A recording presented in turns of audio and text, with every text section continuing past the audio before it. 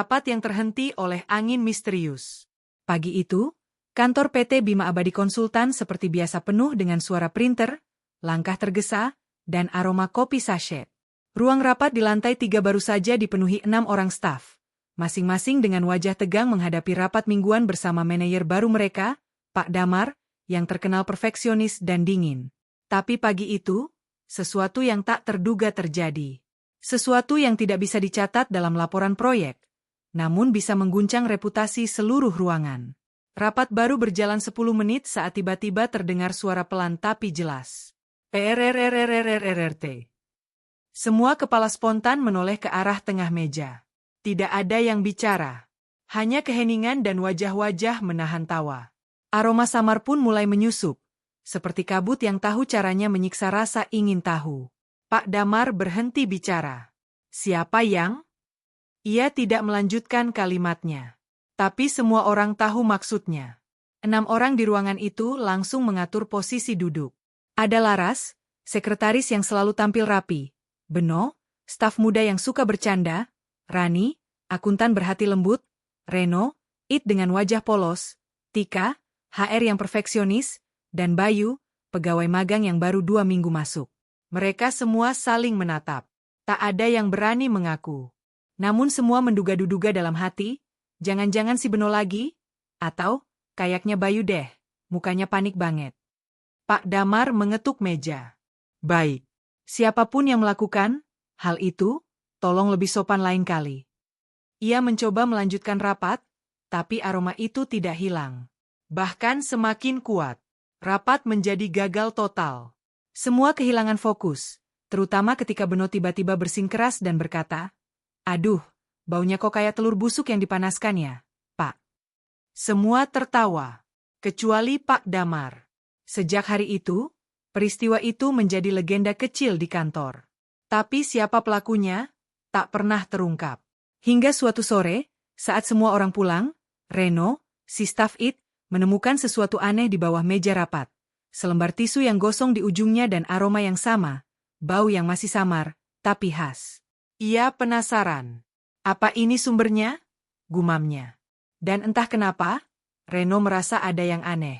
Tisu itu bukan terbakar biasa, tapi seperti bekas reaksi kimia ringan. Keesokan harinya, ia membawa temuannya ke temannya, Arka, seorang detektif paruh waktu yang sering membantu kantor dengan kasus kecil, seperti kehilangan mouse atau pencurian makanan di kulkas bersama. Lo yakin mau gue selidiki kasus? Kentut? Tanya Arka sambil menatap Reno datar. Bukan sembarang kentut, K.A. Ini, kentut yang meninggalkan jejak. Arka tertawa, tapi rasa penasaran khasnya muncul. Ia menerima kasus itu. Sore itu, Arka datang ke kantor, mengamati ruang rapat seperti penyidik profesional. Ia mencatat posisi kursi, ventilasi, bahkan jenis kursi yang digunakan, kulit sintetis yang bisa menyerap aroma. Lalu ia menulis di buku kecilnya. Kasus kentut paling mencurigakan dugaan. Bukan sekadar manusia biasa yang melepaskan gas. Kemungkinan ada unsur alat bantu atau bahan kimia. Ketika semua orang sudah pulang, Arka mencium sedikit bau samar yang sama, muncul dari kursi nomor 4, tempat yang biasa diduduki Rani. Ia tidak langsung menuduh, tapi sesuatu terasa tidak beres. Dan malam itu, ia menulis dalam catatannya. Bau ini seperti tidak alami. Ada sesuatu di baliknya. Kasus ini baru dimulai. Lampu ruangan padam. Arka berdiri di tengah ruang rapat yang sunyi, sambil memandang kursi nomor 4 dengan ekspresi setengah serius, setengah ingin tertawa. Baiklah, katanya pelan. Mulai besok, aku akan mencari siapa pelaku angin misterius itu. Bau yang tak pernah hilang. Keesokan paginya, suasana kantor PT Bima Abadi Konsultan masih belum pulih dari peristiwa angin misterius itu. Setiap kali seseorang duduk di ruang rapat, pasti ada yang menatap curiga. Bahkan, Tika sampai menaruh pengharum ruangan otomatis di setiap sudut, membuat ruangan itu kini seperti toko parfum yang kehilangan arah.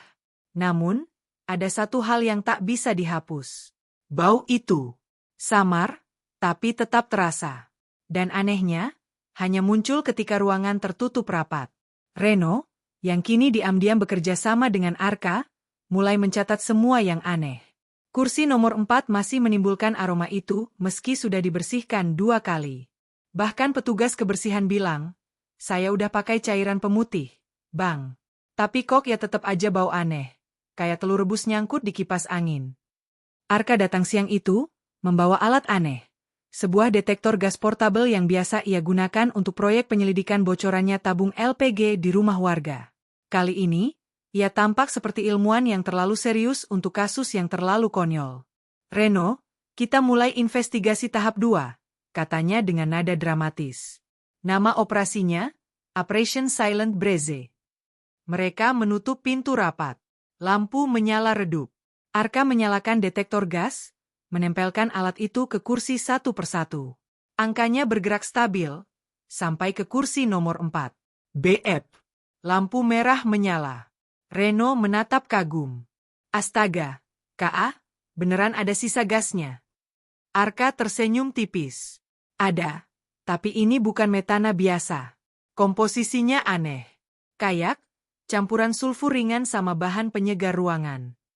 Jadi, bisa jadi seseorang sengaja membuat efek kentut itu. Entah untuk lelucon, atau sabotase reputasi seseorang. Mereka berdua memandangi kursi itu dengan rasa hormat yang tidak semestinya diberikan pada benda tempat duduk. Kursi nomor 4 kini bukan sekadar furnitur, tapi barang bukti utama. Sore harinya, rapat kecil kembali diadakan. Arka berpura-pura menjadi konsultan keamanan aroma ruangan untuk menyamar. Ia duduk di pojok ruangan, memperhatikan gerak-gerik para karyawan satu persatu. Beno tampak mencurigakan. Ia sering menunduk sambil menahan tawa kecil setiap kali ada yang menyinggung kasus kentut kemarin. Tapi Arka tahu, orang yang terlalu mudah tertawa biasanya bukan pelakunya. Mereka hanya menikmati kekacauan. Rani, si penghuni kursi nomor 4, terlihat gelisah. Ia duduk sedikit menjauh dari kursinya sendiri, dan setiap kali Arka memandangnya, ia tersenyum canggung. Rani, kamu nggak nyaman ya di kursi itu? Tanya Arka pura-pura ramah. Rani tersenyum, menunduk. Hehe, nggak apa-apa kok, Pak. Cuma, entah kenapa baunya nggak hilang-hilang. Saya bahkan semprot parfum ke bantal kursinya. Tetap aja. Arka mengangguk pelan. Kalau begitu, boleh saya periksa kursinya lebih detail nanti setelah rapat? Oh, silakan, Pak. Saya juga pengen tahu, siapa sih yang bikin beginian? Selesai rapat, Arka membuka bagian bawah kursi dengan obeng kecil. Dan disitulah ia menemukan sesuatu yang membuat alisnya naik. Sebuah kantong plastik kecil menempel di bawah dudukan kursi, diikat dengan selotip. Ia membukanya perlahan. Isinya, spons kecil yang sudah kering, dan mengeluarkan aroma yang sangat mirip dengan bau misterius itu. Reno, lihat ini, bisiknya. Ini bukan kentut manusia. Ini jebakan bau. Reno melongo. Siapa yang tega bikin beginian? Arka memutar kantong itu di tangannya, lalu menemukan tanda kecil di selotip. Inisial, B. Ia langsung menatap Reno. Beno? Sore itu, Arka memanggil Beno ke pantry dengan alasan ingin menguji sensor aroma. Beno datang dengan wajah santai, membawa kopi. Beno, kata Arka, aku cuma mau tahu. Kamu kan anaknya suka bercanda. Tapi kamu tahu kan, bercanda juga ada batasnya. Beno tertawa. Loh, emang kenapa, Pak Detektif? Saya nggak ngapa-ngapain. Sumpah. Palingan cuma ngakak dikit kemarin pas si Damar jadi merah mukanya. Arka menatapnya tajam tapi tetap santai. Lucu ya, kalau semua orang sibuk menuduh orang lain, padahal sumbernya cuma dari spons kecil di bawah kursi. Beno berhenti tertawa. Kok bisa tahu, Pak? Arka menyandarkan tubuhnya ke meja. Karena cuma satu orang yang punya akses ke lem, selotip, dan bahan kimia pengharum di kantor ini. Staf dekorasi acara internal, dan itu kamu, Beno. Beno mengangkat tangan, pasrah tapi tertawa. Waduh, ketahuan juga, Pak. Tapi sumpah, saya cuma mau ngelucu. Itu cuma eksperimen kecil dari prank TikTok. Niatnya mau bikin semua orang bingung. Terus nanti saya ngaku di akhir minggu. Malah jadi drama kantor. Arka menatapnya lama, lalu akhirnya ikut tertawa. Ya Tuhan, kasus ini ternyata bukan tentang siapa yang kentut, tapi siapa yang punya waktu luang terlalu banyak. Malam itu, Arka menulis di catatannya. Pelaku teridentifikasi. Motif, hiburan. Alat, spons pengharum bercampur belerang cair. Kasus kentut paling mencurigakan, sementara dinyatakan terpecahkan sebagian. Karena anehnya, meskipun kantong itu sudah dibuang, bau itu masih tersisa di kursi nomor 4. Bau samar yang seolah enggan pergi. Arka menatap ruangan itu satu kali lagi sebelum pulang. Bergumam pelan. Entah kenapa, kadang yang paling lama hilang bukan baunya, tapi rasa malunya. Dan di luar jendela, lampu-lampu kota mulai menyala, menyambut malam yang entah kenapa masih sedikit berbau misteri. Tawa di balik gas. Sudah seminggu berlalu sejak kasus jebakan bau terungkap. Beno sempat jadi bahan lelucon seisi kantor. Tapi karena ia mengaku dengan jujur dan meminta maaf, semua akhirnya memaafkannya. Bahkan Pak Damar, yang biasanya sekeras baja, cuma berkata datar. Lain kali kalau mau bercanda, tolong jangan pakai bahan kimia, Beno. Kantor pun perlahan kembali normal, atau setidaknya terlihat begitu. Sampai suatu pagi, bau itu kembali. Tidak di ruang rapat kali ini, tapi di ruang istirahat karyawan, tempat yang paling sering digunakan untuk makan siang dan curhat. Aroma itu muncul pelan, lalu menguat, seperti nostalgia yang tidak diundang. Dan bersamaan dengan itu, seseorang menempelkan selembar kertas di papan pengumuman. Bau datang, tawa menyusul. Siapa lagi yang siap diselidiki? Tulisan itu ditandatangani dengan satu huruf besar. Arka yang kebetulan datang untuk menyerahkan laporan akhirnya kembali dipanggil oleh Reno. Kak, kayaknya ada copicat, katanya serius. Arka menatapnya, setengah malas, setengah penasaran. Reno, lo sadar nggak sih? Udah 2 minggu gue ngurusin bau-bauan kantor ini, gue nyaris dijuluki detektif kentut di lingkungan gue sendiri. Tapi ini beneran, Kak. Beno udah sumpah dia nggak ngelakuin lagi. Dan tulisan itu bukan gayanya. Arka pun turun tangan lagi. Dengan wajah setengah sabar, ia mengendus-endus ruangan seperti kucing mencari sumber suara. Semua orang yang lewat menatapnya aneh. Sampai akhirnya, ia menemukan sesuatu di pojokan. Sebuah kipas angin kecil, baru dipasang, dengan logo toko online yang masih menempel. Arka menyalakan kipas itu. Dalam 3 detik, bau aneh langsung menyebar. Semua yang ada di ruangan berhamburan keluar sambil menutup hidung. Arka menatap kipas itu, lalu bergumam pelan. Ada yang benar-benar niat ngelanjutin warisan bau ini. Sore harinya, ia kembali mengumpulkan para karyawan di ruang rapat. Baik, ini pengumuman resmi, katanya sambil berdiri di depan papan tulis bertuliskan besar-besar. Kasus kentut 2-0 serangan balik aroma misteri. Semua duduk, sebagian menahan tawa. Kasus ini bukan lelucon, lanjut Arka dengan wajah setengah serius. Kipas angin beraroma belerang dipasang di ruang istirahat tanpa izin. Dan yang lebih aneh, pemasangannya cukup rapi, seolah dilakukan oleh seseorang yang tahu letak kabel listrik dan pola ventilasi. Tika mengangkat tangan. Maksudnya pelakunya, orang dalam, gitu? Besar kemungkinan. Arka menunjuk papan nama karyawan di dinding. Dari semua orang di kantor ini, cuma 2 yang tahu sistem listrik dan punya akses alat-alat seperti itu. Beno, yang sudah bersih, dan Reno sendiri. Semua mata langsung menatap Reno. Ia terkejut. Wah, jangan lihat gue gitu dong. Gue malah yang laporin. Rani menatap Arka cemas.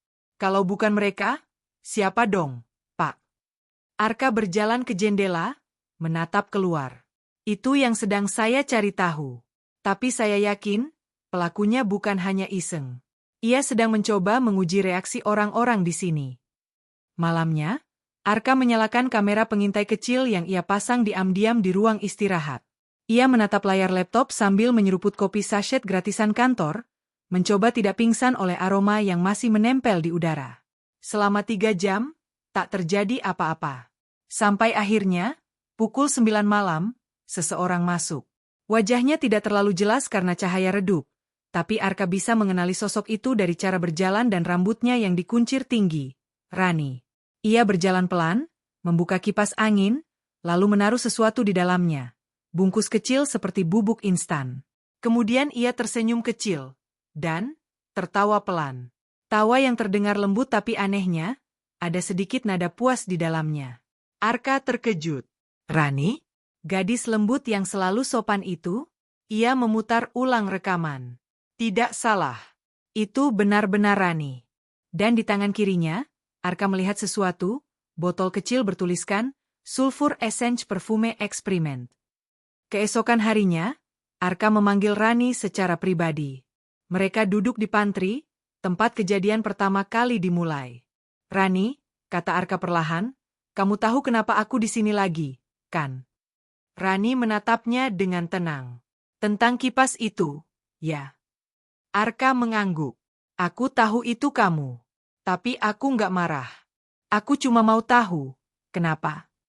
Rani menunduk, lalu tersenyum tipis. Sebenarnya, saya cuma pengen balas dendam kecil, Pak. Waktu kasus pertama itu, semua orang nyangka saya pelakunya. Saya malu, nggak bisa hilangin bau di kursi itu, sampai teman-teman HR sempat bikin meme. Jadi, saya pikir, biar adil, biar semua ngerasain gimana rasanya dicurigai. Arka diam sejenak. Kadang kebenaran datang bukan dengan nada menggelegar, tapi dengan tawa kecil dan rasa sakit yang tersimpan rapi. Akhirnya, ia tertawa pelan. Kamu tahu, Rani? Ini mungkin kasus pertama di dunia di mana motifnya adalah keadilan aroma. Rani ikut tertawa, matanya sedikit berkaca. Saya cuma pengen ngerasa lega aja, Pak. Sekarang udah, kok. Sore itu, Arka menutup catatannya. Kasus kentut paling mencurigakan babak kedua berakhir. Pelaku, Rani. Motif, harga diri dan balasan ringan. Status, terselesaikan dengan tawa. Sebelum pulang, ia kembali ke ruang rapat, duduk di kursi nomor 4, kursi legendaris itu. Ia menarik napas panjang. Tidak ada bau. Hanya sisa wangi parfum ruangan baru yang segar. Lalu dari pintu, Beno, Reno, dan Rani datang membawa kue tart bertuliskan. Kue ulang tahun, terima kasih, Detektif Kentut. Semua tertawa lepas. Bahkan Pak Damar, yang biasanya datar, tersenyum sambil berkata, akhirnya kantor ini bisa bersih dan wangi, berkat satu kasus paling absurd yang pernah saya dengar. Arka mengangkat gelas kopi, menatap mereka dengan senyum lebar. Kadang, tawa paling tulus muncul dari hal paling bau. Dan untuk pertama kalinya, kantor PT Bima Abadi Konsultan benar-benar harum, oleh tawa, bukan oleh parfum. Jejak di kursi nomor 4. Sejak insiden kipas belerang terungkap dan Rani mengakui perbuatannya, suasana kantor PT Bima Abadi Konsultan akhirnya terasa damai. Tidak ada aroma misterius, tidak ada tatapan curiga, dan tidak ada lagi yang nekat membawa parfum dengan nama Anti Kentut Max. Namun kedamaian itu hanya bertahan 3 hari. Karena di pagi hari keempat, tepat pukul 8.37, Tika, kepala HR yang terkenal rapi dan perfeksionis, berteriak dari ruang rapat. Astaga AA, siapa yang naruh ini di kursi nomor 4? Seluruh kantor langsung heboh. Semua berlari ke ruang rapat seperti sedang ada kebakaran. Dan di sana, di kursi legendaris yang sudah jadi ikon kantor itu, tergeletak sebuah stiker besar bergambar pantat kartun yang sedang kentut, lengkap dengan tulisan mencolok. Tempat kerja legendaris, sumber sejarah. Suasana jadi kacau. Ada yang tertawa terbahak, ada yang ngeri karena trauma aroma, ada juga yang langsung menuduh. Pasti Beno lagi nih. Tapi Beno mengangkat tangan tinggi-tinggi. Sumpah bukan gue. Gue udah tobat. Udah janji sama Tuhan buat nggak main bau-bauan lagi. Reno menatap stiker itu dengan ekspresi bingung. Tapi siapa yang tahu stiker itu persis bentuk kursinya? Kayak dicetak khusus. Deh. Pak Damar muncul di pintu. Wajahnya campuran antara bingung dan pasrah. Saya kira kantor ini udah lewat fase bau. Sekarang malah fase dekorasi gas? Dan seperti biasa, saat keadaan tak bisa dijelaskan dengan akal sehat, semua orang menatap ke satu arah. Detektif Arka. Arka yang kebetulan datang untuk mengambil dokumen pembayaran, langsung diseret ke ruang rapat tanpa sempat minum kopi. Pak Arka, tolong. Ini sudah di luar batas wangi. Maksud saya batas nalar, seru Tika. Arka menatap kursi nomor 4 itu lama. Stiker itu memang dipotong presisi, menempel sempurna mengikuti bentuk sandaran kursi. Di pojok bawah, tertulis kecil. Edisi spesial, Legend Seat nomor 4. Ini kayak proyek desain, bukan sekadar lelucon, gumamnya. Beno mendekat. Pak, mungkin ada orang luar yang masuk dan ngerjain kita. Arka menggeleng. Mustahil. Ini kantor kunci magnetik. Hanya karyawan yang bisa masuk. Ia lalu memutar kursi itu dan menemukan sesuatu di bawahnya. Lagi-lagi, di bagian yang sama dengan lokasi, jebakan bau, dulu, coretan spidol hitam bertuliskan inisial. RR. Arka langsung teringat dua orang yang namanya diawali huruf R, Reno dan Rani. Ia memandang keduanya bergantian. Rani tersenyum kikuk.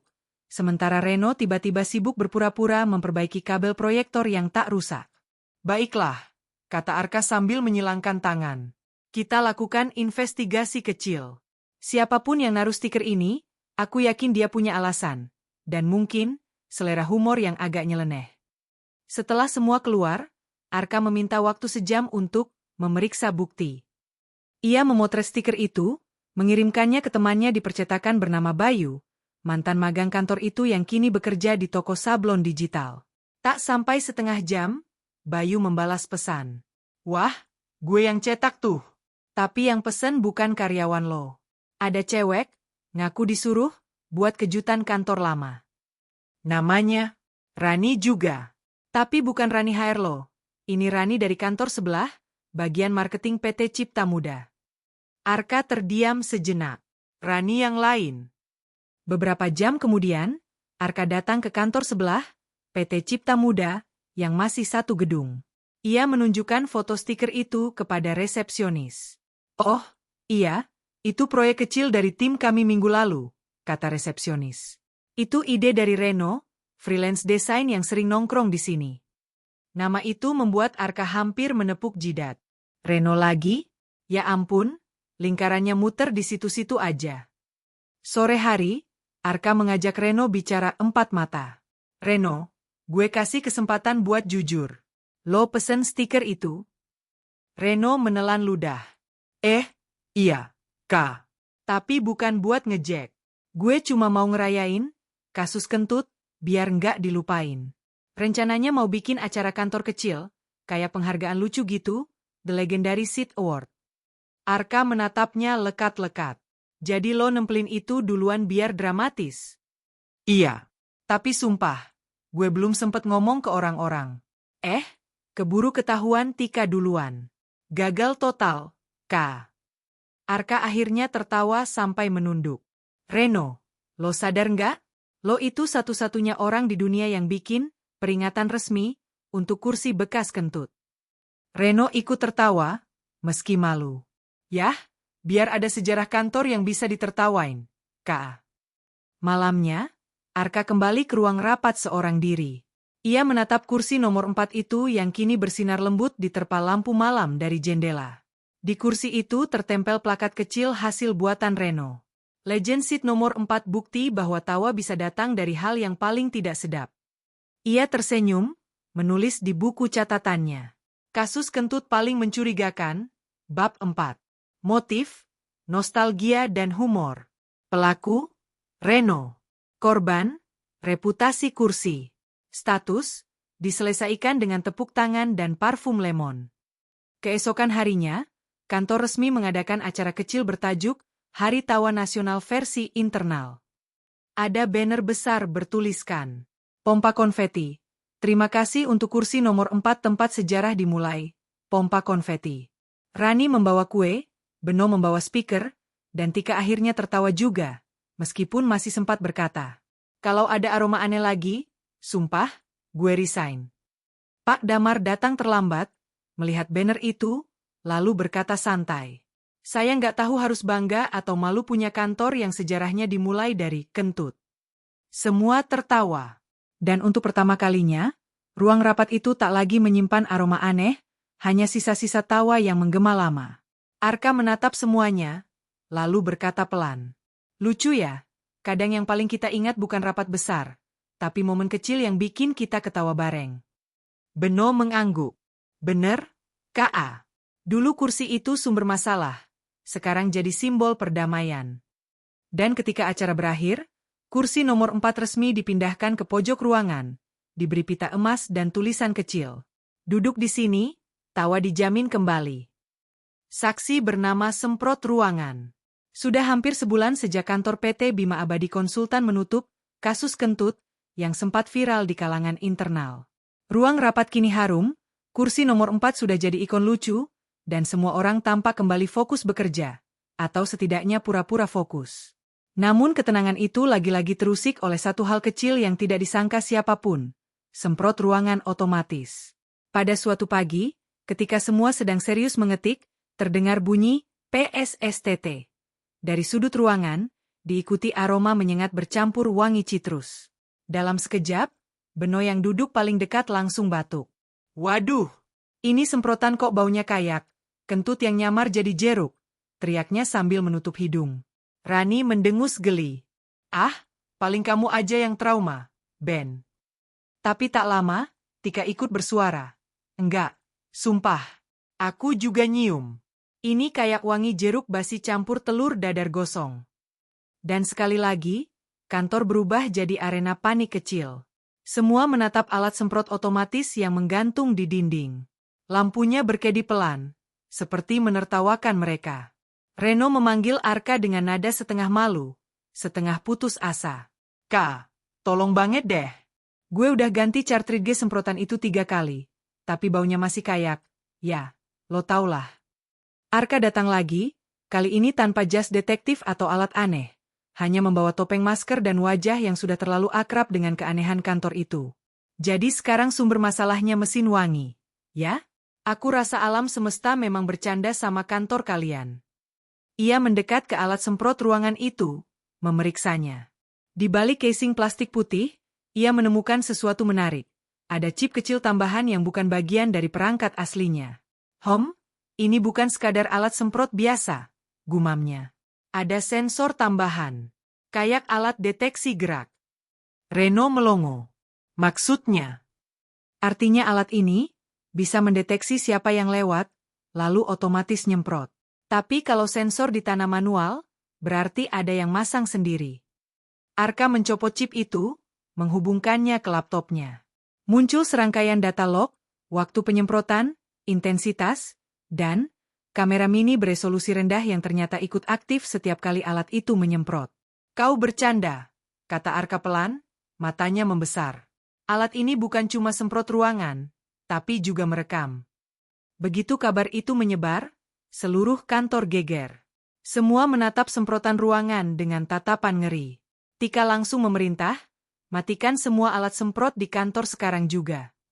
Namun Arka menahan. Tunggu dulu. Ini bisa jadi saksi kunci. Ia menyalakan layar laptop, memutar hasil rekaman kamera tersembunyi itu. Gambar memang blur, tapi suara masih bisa terdengar samar. Ada rekaman dari hari pertama insiden kentut di ruang rapat. Lihat ini, kata Arka, menunjuk layar. Terdengar suara samar sebelum peristiwa legendaris itu terjadi. Langkah kaki, lalu suara seseorang berbisik. Oke, tinggal taruh di bawah kursinya. Semoga berhasil. Beno langsung menjerit, astaga itu suara gue bukan, kan? Arka menggeleng. Tenang. Suara ini lebih halus, lebih pelan, perempuan. Rani menelan ludah. Jangan bilang. Arka memperlambat rekaman. Saat bayangan tubuh melintas di kamera, terlihat sekilas rambut panjang dikuncir tinggi, gaya khas Tika. Semua mata langsung menatap sang kepala HR. Tika, yang biasanya kalem, kini pucat seperti kertas. Tunggu dulu, itu bisa aja rekaman salah hari, kan? Arka menatapnya dengan senyum kecil. Sayangnya tidak. Timestampnya pas dengan tanggal rapat pertama. Kamu taruh sesuatu di bawah kursi nomor 4, sebelum semua orang masuk. Suasana mendadak senyap. Bahkan suara kipas pendingin server pun terdengar jelas. Tika menggenggam meja, lalu menghela napas panjang. Baik. Iya, itu aku. Tapi dengar dulu alasannya. Tika menatap semua orang di ruangan dengan tatapan antara malu dan pasrah. Waktu itu, aku cuma mau ngetes alat baru, produk penghilang bau yang aku beli online buat ruangan ini. Katanya bisa netralisir aroma tidak sedap dengan reaksi kimia ringan. Aku taruh di bawah kursi yang paling sering dipakai, biar cepat kelihatan efeknya. Tapi, aku nggak nyangka justru reaksinya berlawanan. Malah bikin bau kayak telur busuk. Semua terpana. Rani menepuk dahinya. Jadi, seluruh kekacauan ini, termasuk semua kasus kentut dan investigasi Arka yang berbulan-bulan, semua gara-gara kamu salah beli pengharum. Tika mengangguk pelan. Aku kira udah nggak aktif. Jadi aku diam aja pas semua mulai ribut. Aku malu banget. Arka menatapnya lama, lalu tertawa kecil. Jadi beginilah akhir kisah legendaris ini. Pelaku aslinya bukan pelawak, bukan ilmuwan, tapi HR yang perfeksionis beli produk palsu. Seluruh ruangan meledak dalam tawa. Beno sampai hampir jatuh dari kursi, Reno menepuk meja sambil terbahak, dan Rani menyeka air mata karena tertawa terlalu keras. Tika menunduk, pipinya merah padam. Ya sudahlah, anggap aja pelajaran. Jangan beli barang random dari iklan, diskon 80% tanpa ulasan. Sore itu, Arka menuliskan laporan terakhirnya. Kasus kentut paling mencurigakan, bab 5. Pelaku, Tika, tanpa niat jahat. Motif, inovasi kebersihan gagal total. Bukti, alat semprot ruangan dengan sensor rekaman. Kesimpulan, kadang, niat baik bisa menghasilkan aroma bencana. Ia menutup buku catatannya dan menatap semua orang yang kini masih tertawa. Kalian tahu? Aku pikir aku bakal terkenal karena memecahkan misteri besar. Tapi ternyata, karir detektifku diingat karena bau telur. Beno menepuk bahunya. Ya, tapi setidaknya, bau itu bikin kita satu kantor jadi akrab, Kak. Dari malu bareng, ketawa bareng, sampai akhirnya tahu siapa yang paling wangi beneran. Rani menimpali, dan jangan lupa, satu pelajaran penting, kebenaran kadang tersembunyi di semprotan otomatis. Malam itu, sebelum pulang, Arka mematikan semprotan ruangan terakhir di pojok dinding. Lampunya berkedip sekali, lalu mati. Ia tersenyum kecil dan berbisik. Terima kasih, saksi bisu. Tanpa kamu, misteri paling absurd dalam sejarah perkantoran ini nggak akan pernah terungkap. Dan untuk pertama kalinya sejak kasus itu dimulai, udara kantor benar-benar bersih. Tanpa aroma aneh, tanpa tawa tertahan, hanya kelegaan dan cerita yang akan selalu mereka kenang. Pengakuan yang tertahan di ujung hidung. Kasus kentut paling mencurigakan akhirnya resmi ditutup. Semua bukti sudah terkumpul, pelaku sudah mengaku, walau pelakunya cuma Tika yang berniat baik tapi salah langkah. Namun, meski misterinya selesai, ada sesuatu yang masih menggantung di udara kantor itu. Bukan bau, tapi perasaan. Hari-hari kembali normal di PT Bima Abadi Konsultan. Suara keyboard, tawa kecil di pantry, dan aroma kopi dari mesin espresso memenuhi pagi. Tapi di antara semua orang yang tertawa lega, hanya satu orang yang tampak belum sepenuhnya tenang, Arka. Ia duduk di mejanya, menatap laporan akhir kasus yang kini sudah difotokopi dan dijadikan lelucon di papan pengumuman. Pelaku kentut akhirnya tertangkap. Semua menertawakannya, kecuali dia. Bukan karena ia marah, tapi karena ada satu hal yang belum ia pecahkan. Kenapa setiap kali Tika lewat di dekatnya, hidungnya terasa geli seperti mau bersin, tapi diikuti degup aneh di dada? Beno, yang duduk tak jauh, memperhatikan sahabatnya itu sambil menyeruput kopi. Kak, lu ngelamun mulu dari tadi. Lu kangen bau telur, ya? Arka menghela napas. Bukan, cuma kepikiran aja. Kenapa gue ngerasa aneh tiap deket Tika? Beno menatapnya, lalu tersenyum nakal. Bro, itu bukan aneh. Itu namanya jatuh cinta lewat aroma traumatis. Arka menatapnya datar. Lo bisa nggak? Sekali aja ngomong tanpa ngerusak momen. Gue serius. Lo tuh terlalu fokus sama logika, Kak. Padahal hati lo udah kasih petunjuk dari dulu. Coba deh inget, siapa yang paling sering lo bela selama kasus itu? Arka diam. Beno benar. Dari awal, ia memang selalu berusaha menenangkan Tika, bahkan ketika semua menuduhnya. Ia selalu percaya bahwa Tika tidak mungkin pelaku yang jahat, dan ternyata benar. Tapi entah kenapa, perasaan lega itu justru berkembang jadi sesuatu yang lain. Sore itu, saat semua sudah pulang, Arka masih duduk di ruang rapat tempat semuanya dimulai. Ruangan itu kini harum wangi lavender lembut, hasil kerja keras Tika memilihkan pengharum baru. Tiba-tiba pintu terbuka pelan. Tika muncul dengan senyum canggung sambil membawa 2 gelas teh. Kupikir kamu masih di sini. Aku bikin teh chamomile, biar nggak stres lagi mikirin kentut kantor. Arka tertawa kecil. Wah, kamu serius mau ngasih teh ke orang yang pernah menginterogasi kamu selama 2 jam soal bau misterius? Tika duduk di seberang meja. Ya, kamu juga nggak jahat kok waktu itu. Aku malah terima kasih. Kalau bukan kamu, aku nggak bakal tahu alat semprot itu masih aktif. Hening sesaat. Hanya terdengar detak jam dinding dan suara lembut semprotan lavender di udara. Lalu, Arka berkata pelan, aku belajar satu hal dari kasus ini. Apa? Bahwa kadang, sesuatu yang kelihatannya memalukan justru bisa jadi awal sesuatu yang baik. Tika menatapnya, sedikit bingung. Kamu maksud? Ya. Kalau bukan karena kejadian absurd itu, aku mungkin gak bakal kenal kamu sedekat ini. Ia tersenyum. Senyum jujur, tanpa nada bercanda seperti biasanya. Tika tersipu. Ia menatap gelas tehnya, lalu berkata pelan, kamu tahu, waktu kamu bilang, bau itu punya jejak, dulu, aku sempat mikir kamu sok puitis. Dan sekarang aku sadar, mungkin memang ada yang tercium sejak awal, cuma bukan dari gas misterius, tapi dari seseorang yang terlalu serius. Arka terkekeh pelan. Jadi sekarang aku yang jadi sumber aroma cinta, gitu? Tika menahan tawa, bisa jadi. Tapi jangan kentut beneran di sini ya, nanti moodnya hilang. Mereka berdua tertawa keras, tawa jujur yang menghapus segala canggung. Beberapa hari kemudian, kantor dikejutkan dengan berita baru, Reno dan Rani bertunangan. Tentu saja seluruh tim geger lagi, tapi kali ini bukan karena bau. Beno membuat spanduk besar bertuliskan. Dari kantor yang pernah bau, kini menyebar harum cinta. Tika menggandeng Arka berdiri di dekat spanduk itu sambil terkekeh. Lihat, sekarang semua udah bahagia. Bahkan kantor ini berubah dari tempat penuh kecurigaan jadi tempat penuh cinta. Arka mengangguk. Iya. Tapi aku rasa masih ada satu kasus yang belum selesai. Tika mengernyit. Kasus apa lagi? Jangan bilang kamu mau buka investigasi. Bau parfum siapa paling kuat? Arka mendekat sedikit, menatapnya serius tapi lembut.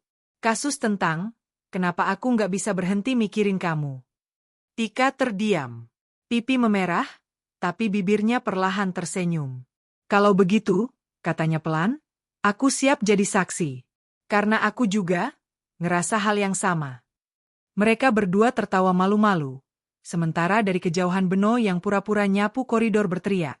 Woi, nih detektif akhirnya ngaku. Case closed. Seluruh kantor bersorak. Arka dan Tika saling berpandangan, lalu tertawa lepas. Untuk pertama kalinya, aroma di udara benar-benar menyenangkan. Wangi teh, lavender, dan sedikit kehangatan yang tak bisa dijelaskan oleh logika apapun. Arka menuliskan catatan kecil di buku detektifnya malam itu. Kasus kentut paling mencurigakan, bab 6. Judul, pengakuan yang tertahan di ujung hidung. Catatan pribadi. Kadang, misteri terbesar bukan tentang siapa yang kentut, tapi siapa yang diam-diam membuatmu tersenyum setiap kali menghirup udara di ruangan yang sama. Dan dengan itu, Arka menutup bukunya. Ia menatap jendela, melihat lampu-lampu kota yang berkedip lembut. Di kepalanya, hanya ada satu aroma yang kini ia kenali dengan baik, aroma kebahagiaan. Angin terakhir di ruang rapat. 3 bulan telah berlalu sejak kasus legendaris itu berakhir. Kantor PT Bima Abadi Konsultan kini punya reputasi baru, bukan lagi kantor yang bau misteri, melainkan kantor dengan detektif internal paling romantis. Di dinding pantry, foto besar Arka dan Tika terpampang, diambil secara diam-diam oleh Beno saat keduanya tertawa bersama di depan alat semprot ruangan. Di bawah foto itu ada tulisan spidol merah. Dari bau busuk lahir cinta harum. Lucu, memalukan, tapi semua sepakat. Tak ada kalimat yang lebih menggambarkan perjalanan mereka. Suatu pagi, Reno memanggil semua karyawan untuk rapat mendadak. Teman-teman, hari ini kita bakal bahas satu agenda penting dan sangat berangin. Beno langsung menepuk meja. Jangan bilang ada kentut lagi. Semua tertawa. Reno tersenyum lebar. Bukan. Tapi ini soal perayaan kecil, 3 bulan pasca kasus kentut terpecahkan. Aku mau kita buat acara syukuran. Rani menambahkan dengan semangat, iya, sekalian syukuran pertunangan kita juga, biar sekalian rame. Sorak-sorai pun menggema. Tika menatap Arka dan berbisik, kayaknya kantor ini bakal lebih berisik dari kasusnya. Arka terkekeh. Asal jangan sampai ada yang iseng naruh gas buatan lagi, aku ikut aja. Beberapa hari kemudian, mereka mengadakan pesta sederhana di ruang rapat yang dulu jadi lokasi utama tragedi Aroma. Beno mendekor dengan balon, pita, dan satu banner besar bertuliskan, "Selamat untuk cinta, tawa, dan udara segar." Di tengah ruangan, berdiri mikrofon kecil. Reno memberi pengumuman, "Hari ini kita buka dengan penghargaan tahunan pertama kita, Kentut Award 2025. Sorak tawa langsung pecah. Rani membawa piala berbentuk semprotan ruangan berlapis perak dan membacakannya dengan gaya presenter profesional. Pemenang untuk kategori penyebab kekacauan terharum adalah Tika. Seluruh kantor bertepuk tangan. Tika naik ke depan sambil tertawa malu, menerima piala itu. "Terima kasih. Dan maaf, semoga sejarah ini tidak terulang." Beno menimpali, "Kecuali kalau mau sequel." "Beno!" teriak semua serempak. Acara berlanjut dengan permainan, makanan, dan banyak tawa. Tapi di tengah suasana itu, Arka tampak menyiapkan sesuatu di pojok ruangan. Ia berdiri di depan proyektor, mengganti slide presentasi biasa dengan tulisan besar. "Kasus terakhir detektif kantor, angin terakhir di ruang rapat." Semua langsung menyoraki. "Wah, Arka mau investigasi lagi nih. Jangan-jangan ini teaser season 2. Arka hanya tersenyum misterius. "Tenang, ini bukan kasus kriminal. Ini kasus hati." Lampu diredupkan. Di layar, muncul foto-foto dokumentasi selama penyelidikan dulu, saat mereka panik, tertawa, dan hampir saling tuduh. Tapi di akhir slide, muncul foto candid Arka dan Tika berdiri berdampingan. Wajah mereka sama-sama tersenyum malu. Kemudian Arka berbalik menatap Tika yang duduk di deretan depan. "Tika, dulu aku datang ke kantor ini cuma untuk menyelidiki siapa yang bikin ruangan bau. Tapi ternyata, yang aku temukan bukan cuma pelaku. Aku juga menemukan seseorang yang bisa bikin hidupku jauh lebih harum." Seluruh ruangan langsung mendesah kompak, disusul tawa heboh dari Beno yang berteriak, "Wewe, dia ngelamar nih." Arka mengeluarkan kotak kecil dari sakunya. Sebuah cincin sederhana berkilau di bawah cahaya proyektor. Tika menatapnya dengan mata berkaca-kaca. "Arka." "Jadi, sebelum kasus apapun dimulai lagi, aku mau menutup semuanya dengan resmi. Tika, maukah kamu jadi pasangan hidupku, bukan cuma rekan di ruang rapat paling bau di dunia?" Tawa meledak, tapi juga disertai tepuk tangan haru. Tika menutup mulutnya, menahan tangis bahagia. "Aku mau, asal kamu janji satu hal." "Apa?" "Kalau nanti kita punya rumah sendiri, jangan pernah pasang alat semprot ruangan eksperimental lagi." Seluruh ruangan berguncang oleh tawa dan sorak. Arka tertawa sambil mengangguk, lalu menyematkan cincin di jari Tika. Beno naik ke depan sambil menyiapkan kipas angin kecil yang ia bawa entah dari mana. "Teman-teman, sesuai tradisi kantor, setiap momen besar harus ditutup dengan simbol angin segar. Siap semua?" Ia menyalakan kipas itu, mengarahkannya ke seluruh ruangan. Angin berputar lembut, membawa aroma kue, teh manis, dan sedikit wangi lavender yang tersisa. Reno tertawa sambil memotret. Angin terakhir di ruang rapat. Sekarang resmi bersih dari semua gas misterius. Rani menambahkan, dan penuh cinta yang gak bakal hilang di udara. Malamnya, setelah pesta selesai, Arka duduk berdua dengan Tika di ruang rapat yang kini hanya diterangi cahaya lampu kecil. Ia menatap sekeliling, lalu berkata pelan, "Lucu ya, dari semua tempat di dunia, cinta kita mulai di ruangan yang dulu paling bau." Tika tertawa lembut. Mungkin karena dari awal, semesta cuma mau nguji seberapa tahan hidung kita. Arka menatapnya dalam. Dan ternyata, kita kuat. Banget, jawab Tika sambil tersenyum. Mereka berdua menatap langit senja di luar jendela. Udara benar-benar segar malam itu. Tak ada lagi bau misterius. Hanya hembusan angin lembut yang seolah berkata, setiap aroma buruk bisa hilang, tapi kenangan yang wangi akan selalu tinggal. Keesokan harinya, Arka menulis catatan terakhir di bukunya. Kasus kentut paling mencurigakan, bab 7. Judul, Angin Terakhir di Ruang Rapat. Ringkasan, tidak ada misteri yang terlalu kecil untuk membawa perubahan besar. Kadang, satu kentut bisa mempertemukan dua orang yang tak pernah menyangka akan saling jatuh cinta. Catatan detektif. Aku tutup kasus ini dengan satu kesimpulan. Dalam hidup, selalu akan ada aroma yang datang dan pergi. Tapi cinta adalah satu-satunya yang tinggal lama di udara. Ia menutup buku itu, menatap Tika yang sedang sibuk menata bunga di meja depan, dan tersenyum. Kasus ditutup, gumamnya pelan. Dan kali ini, benar-benar happy ending.